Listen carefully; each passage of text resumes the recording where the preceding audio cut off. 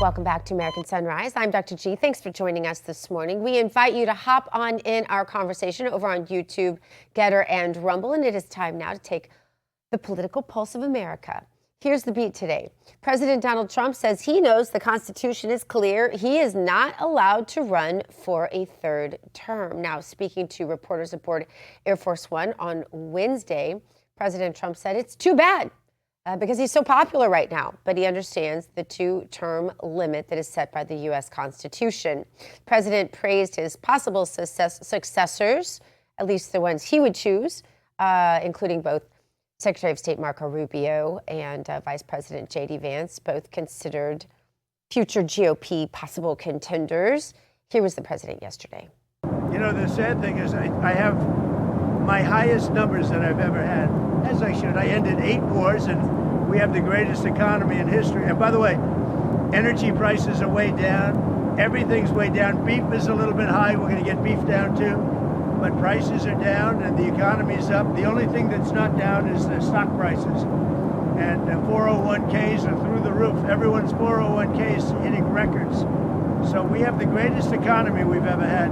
I have my highest poll numbers that I've ever had. And, you know, based on what I read, I guess I'm not allowed to run. So we'll see what happens. For more, let's bring in D-Bro and T-Bates. You know, David, Brody. Yes.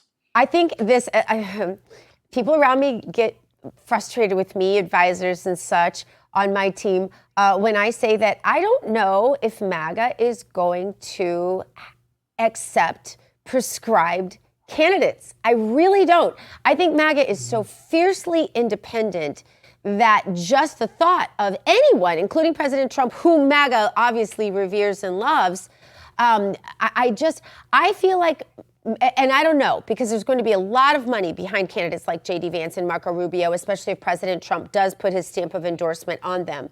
But I still think MAGA is going to want to contemplate this. We all look back and we know that Marco Rubio once upon a time was little Marco. I mean, I can't forget that. And we know that J.D. Vance once upon a time said some things that MAGA took very much to heart, that were very contrary to President Trump, and MAGA takes that as a slight, and they don't forget. You know, that's the thing about the pachyderm. It doesn't forget. David Brody, I'm just curious your position on this, because I'm hearing a lot of the whisper campaign saying, oh, no. We love you, President Trump, but we will decide who the next president is. MAGA has independent minds. There's no doubt about that, for sure. Having said that, I think it's pretty much a slam dunk here.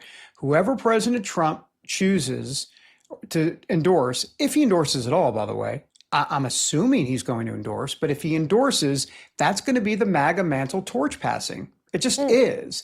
And so therefore, because of that, I think most of MAGA, there's going to be splinters of MAGA that's going to say, no way, absolutely not. But I think central red MAGA, if you will, is going to go along with it. I don't think there's any question about it. And so there's that. Real quick, regarding this whole thing about the third term for President Trump, please stop. Please stop. Okay? There's a reason we don't like the No Kings rallies, not just because of the liberals, but because we don't want kings. Not that President Trump would be a king on a third term, but hey, that doesn't necessarily play into, or actually plays a little bit more into the liberal narrative, quite frankly. And beyond that, oh, I'm sorry, my bad. You'd have to change the 22nd Amendment. And I know Congressman Andy Ogles is thinking about doing that. He's introduced this bill, but womp womp, not going to happen. So can we just please stop talking about President Trump third term? And I know Steve Bannon has talked about this. It's not going to happen. It's not going to happen. I mean, I'm not saying people aren't going to try to make it happen, but it's not going to happen, T. Bates. Yeah, he's not interested in that, I don't believe. And Stop he's it. pretty much said so. Yeah, I'm sorry? No, I just said stop it, right? Stop. Just No, stop. Agreed. He's It's pretty much said stupid. that he's not interested. And Dr. Gina, to your point, while President Trump may decide that he's going to endorse a candidate, ultimately MAGA will decide, because there will still be a primary. Despite President Trump's endorsement, if he decides that, there will be a primary, and Republican voters will decide who the next presidential candidate will be, and which is the way it should be. That's proper. It's interesting if you stop to contemplate, David Brody, just for a second, for sake of argument, I'm having fun with you here. We are really at 2013 of the 2016 election. See what I'm saying? We are really only at 2013. There's a lot of time. In 2013, if anyone told you the next president was going to be Donald Trump, you would have laughed in their faces. In clear into 2014, that's the case. We are only that far along in the election cycle. There is a lot of time for people to make mistakes, for people to sour on establishment perceptions, things like that. There's a lot of time. And so I wouldn't be so sure that things are going to go exactly the way you laid out. That's all. I'm just gonna put a little bet caveat on there with you, David Brody. And I still owe Terrence a steak from the last election, by the way, because I lost a bet with him. So don't take me too seriously. But I'm just saying, I think MAGA is fiercely independent. They are the Tea Party originally. I agree. I just don't know that they're going to take a prescription. I don't know. I'm curious what our audience thinks, because I think it's a fascinating topic of conversation. But I don't want to decide today that anyone is going to be the next president, because it's a long ways away, and they have a lot to prove to us first. Absolutely. I 100% agree. And let me take pictures of that steak dinner when you guys go out for that. I'd like to see that. All right. We still, by the way, thankfully have President Trump in office for a few more years. So let's not write him off quite yet. Of course, one of his biggest accomplishments, guys, will be the aggressive crackdown on crime within our own American cities. But of course, the left is going to paint a very different picture of his record. Just recently, 80-year-old, with emphasis on 80-year-old, Senator Dick Durbin, who isn't seeking re-election next year, is accusing the administration of terrorizing people. Of course he is. In a post on X, the Senate Democrat whip said this: the Trump administration is terrorizing people in their homes. Immigrants afraid to go to church, the market, their children's schools, restaurants, all because of ICE, is what he says. That's not what America stands for. Well, they don't stand for Dick Durbin, okay? That's for sure. Join us now with a reaction as author, speaker, podcaster, the co-founder of Firmly Planted Family, and just an overall great person. And my friend, Heidi, why do I talk like a Southern accent? I feel like Hillary Clinton. I'm changing accents as I go. Heidi St. John. Heidi, good to see you this morning. I'm curious what you make of Senator Durbin's statement. And have I said good morning? I think I have. Good morning to you. Yeah, good morning. I mean, it's definitely morning over here. Hey, guys, good to see you. Listen, Dick Durbin needs to change his rhetoric, okay? Because he keeps talking about immigrants. These are not immigrants. These are illegal aliens, illegal migrants in our country.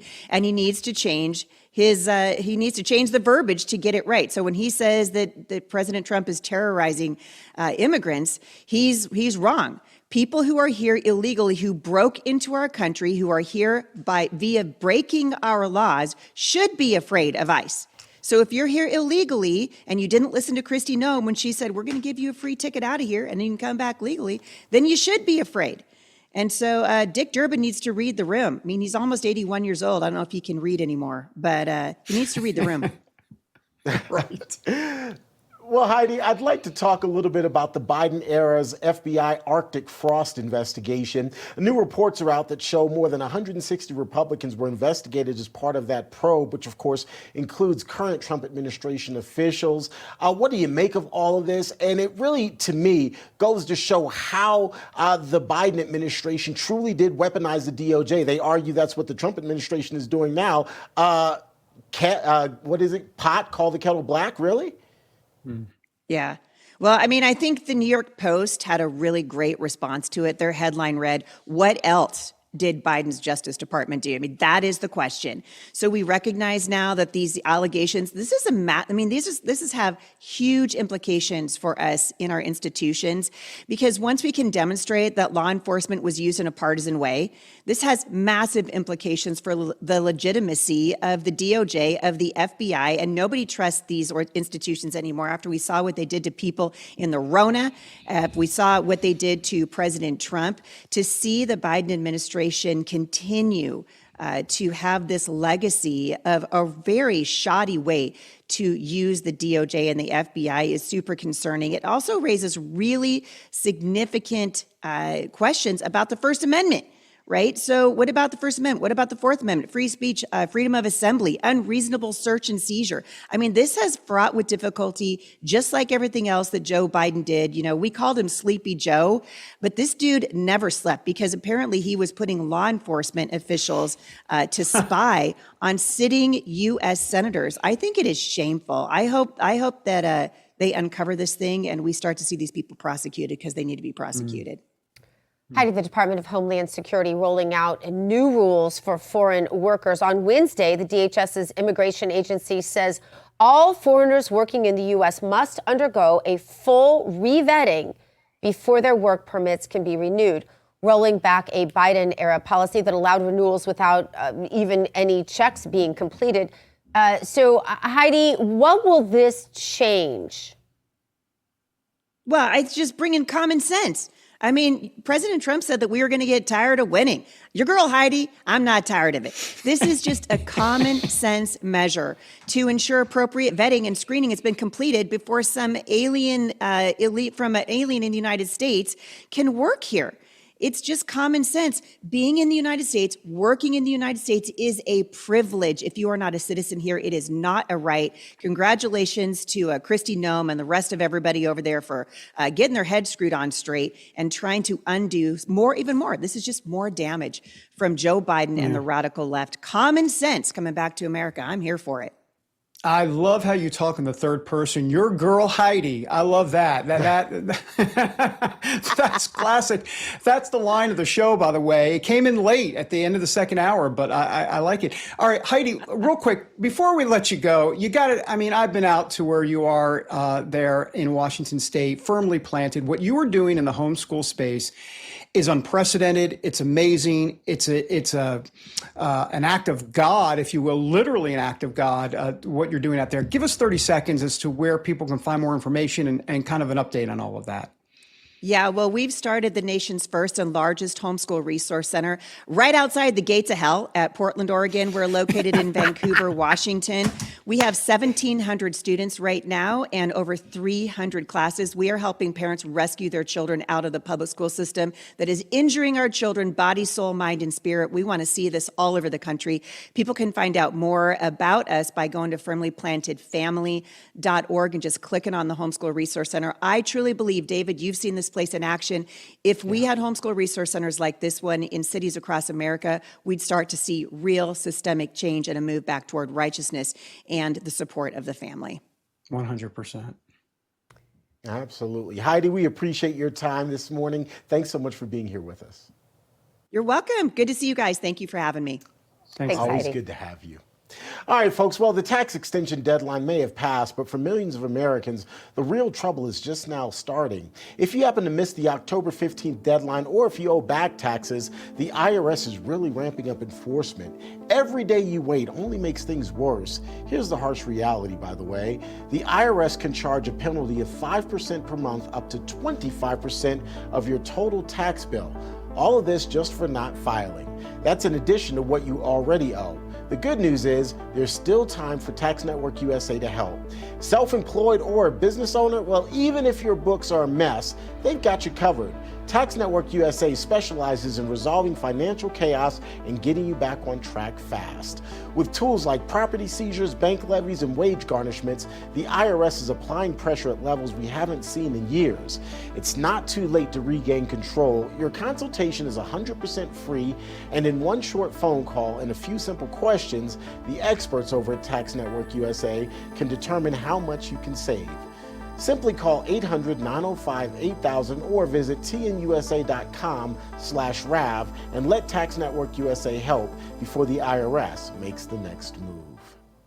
Still to come here on American Sunrise, what are fish oil supplements really doing for you? New medical studies are raising some serious questions about these supplements. The good news is there's an even better solution for your heart, joints, and more.